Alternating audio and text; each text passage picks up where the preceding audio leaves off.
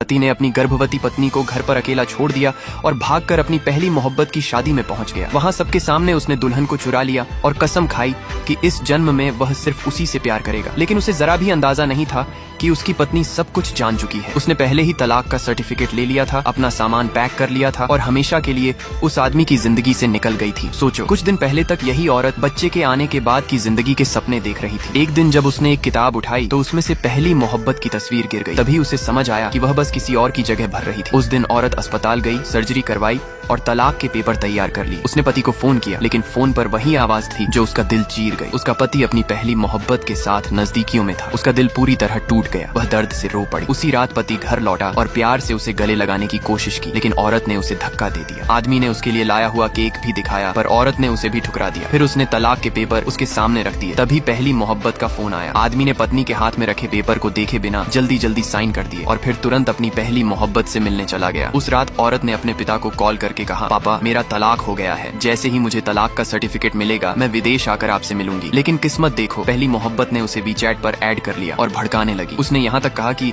आदमी नींद में उसका नाम लेता है और अगर वह कह दे कि उसे बुरा सपना आया है तो आदमी उसके साथ पूरे 5 दिन रुकेगा। औरत को इस बात पर यकीन नहीं हुआ, लेकिन थोड़ी ही देर बाद उसके पति का मैसेज आया कि उसे 5 दिन के बिजनेस ट्रिप पर जाना है और वह अपना ध्यान रखे। ये पढ़कर औरत का दिल पूरी तरह टूट चुका था। 5 दिन बाद जब पति लौटा तो उसने औरत को भारी सूटकेस उठाए देखा। उसने पूछा, इसमें क्या है? और औरत ने ठंडे लहजे में कहा, बस कुछ कचरा। पति ने कहा वह उसके साथ प्रेगनेंसी चेकअप चलेगा, लेकिन औरत ने दुखी होकर कहा, अब इसकी कोई जरूरत नहीं है। आदमी उसके इस दर्द भरे इशारे को भी समझ नहीं पाया।